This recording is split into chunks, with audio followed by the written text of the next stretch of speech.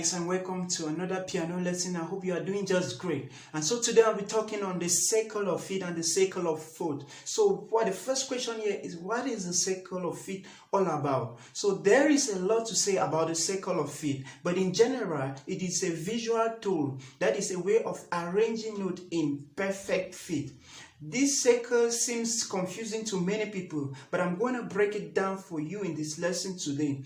So it actually consists of 12 notes. So this is actually our circle of fifth. So the second question is, how do we build the circle of fifth? So as you've seen on the diagram, the circle of fifth actually starts from key C, okay? So we are going to count 7 semitones. Like I said in our lessons of intervals, that for us to get to a perfect fifth, we count 7 semitones, okay? So we are moving in intervals of perfect fifth. So this is our C. For us to move to the next note on our note cycle, we count 7 semitones. We press our key first. 1, 2, 3, 4, 5, 6, 7. So the next note on our note cycle is G. Okay, so we do from G, we count another 7 semitones to get to the next note. Okay, 1, 2, 3, 4, 5, 6, 7. Okay, that is D. D, and we do same to get to A, to get to E, to B, and to F. Okay, so and to F sharp rather. So F sharp is actually at the bottom of the circle. That is 6 o'clock. We have our clock as 6 is at the bottom of the clock. Yeah. So we could go on ascending from F sharp. So from F sharp, because from F sharp we could count another 7 semitones. From F sharp, 1, 2, 3, 4, 5, 6, 7. We get to C sharp, and we count another 7 semitones to get to G sharp and to D sharp.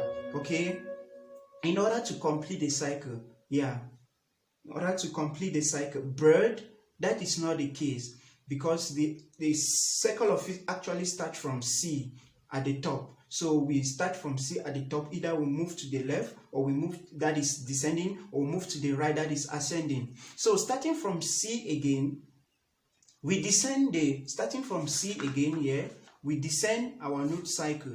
Okay, we descend it, that is moving counterclockwise in fifth, that is in fifth. This time around we are using flat. So if we move from this our C, still our root note, we count another 7 semitones. 1, 2, 3, 4, 5, 6, 7. We fall on F. This is our F here. From F, we count down another 7 semitones. 1, 2, 3, 4, 5, 6, 7. We fall on B flat. Okay, if we count another 7 semitones, we call from B flat, we fall on E flat, then same A flat, D flat, and we complete the circle. Okay? So I want us to know something here. It is very important to clarify here that something that confuses a lot of people. Since we are descending on our note cycle, the notes are becoming like we're descending, okay? The notes are becoming lower in pitch. But however, if you are moving counterclockwise on the note cycle and the notes are ascending, okay, this now is referred to as the circle of fourth. So a circle of fourth is actually a reflection of the circle of fifth.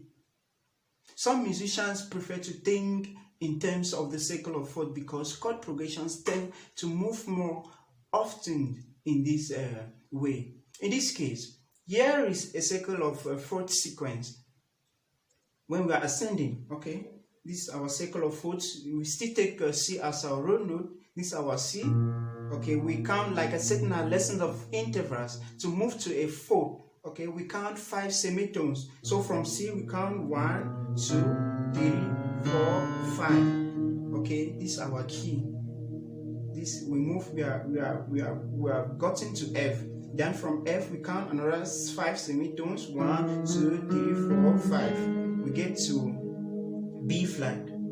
So we have C, F, and B flat. So if you notice well, so we are ascending the circle of fourth, but we are descending the circle of fifth. Okay, So that's why we say that it's a reflection, because if you are descending, we count 7 semitones to get here. You see, we are ascending the circle of fourth, we count 5 semitones to get here. So when descending the circle of fifth, it's like you're ascending the circle of fourth. Okay, so I want us to get a way that we can easily remember the circle of fifth. So it's something that many people, there's an appellation that many people usually use. They call it, this is how they do it: carving gets drawn and eat butterflies. That's when you're going clockwise. That's the appellation. That's an easy way to remember it. Then counterclockwise, we still start here. We say that carving furthers beat. Carving furthers beat, like B-E-A-D. Okay, so that's an easy way to remember that. Okay, so why is the circle of fifth important? The first reason is that it describes a relationship between all the possible notes that you can play in a particular way. Okay, let's take for example we have a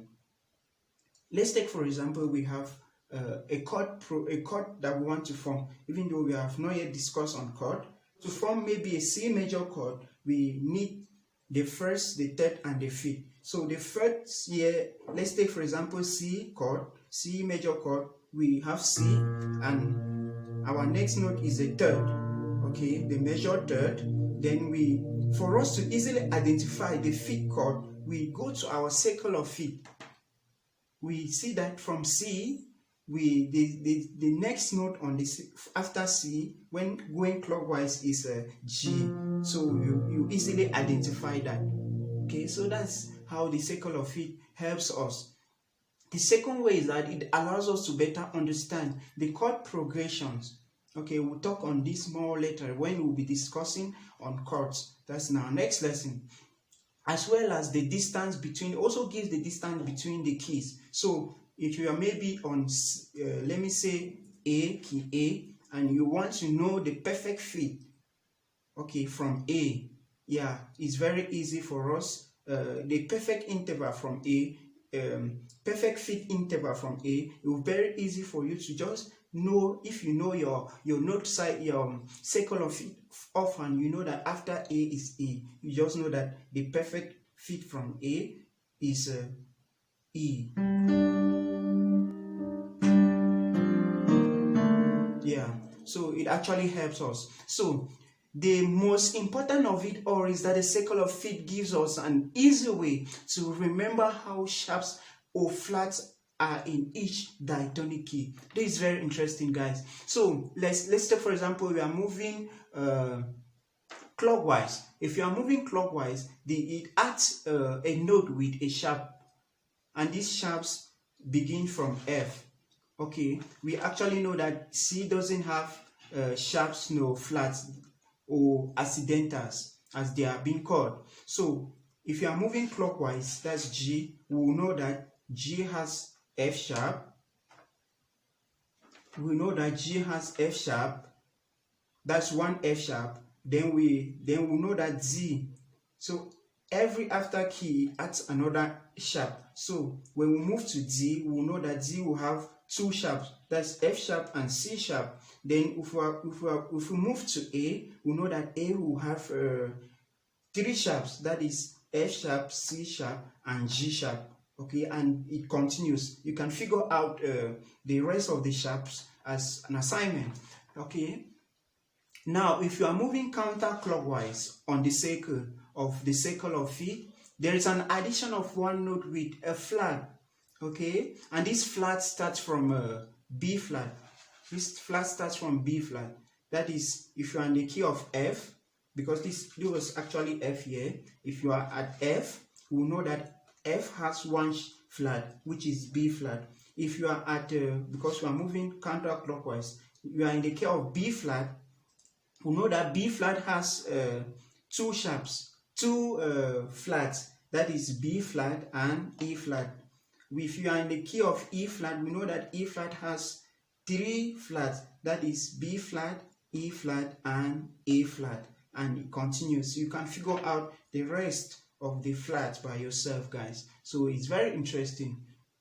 So I'm going to make a lesson on how to use the circle of feet in our in worship, because I actually use it a lot in worship songs with my left hand. So it's very interesting. So I'll do this lesson when we must have finished with our series of lessons on chords, because in our next lesson we'll be talking on chords. So thank you guys. I hope you learned something, and so please click on the subscribe button for more videos. Thank you.